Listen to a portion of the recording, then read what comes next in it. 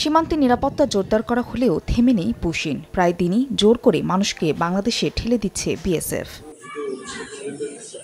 মঙ্গলবার ভোরে ময়মনসিংহের ধোবাউড়া ও হালুয়াঘাট সীমান্ত দিয়ে ২২ জনকে পুশিন করে বিএসএফ। তারা গুজরাটের বিভিন্ন দোকানে কাজ ও ব্যবসা করতেন।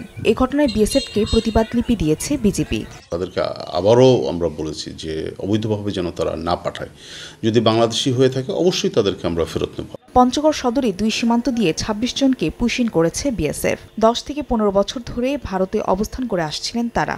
এদের মধ্যে থেকে যদি অনুপ্রবেশকারী থেকে থাকেন, অন্য কোনো দেশের নাগরিক থেকে থাকেন, তাহলে তাদের বিরুদ্ধে আমরা যথাযথ আইনগত ব্যবস্থা গ্রহণ করব।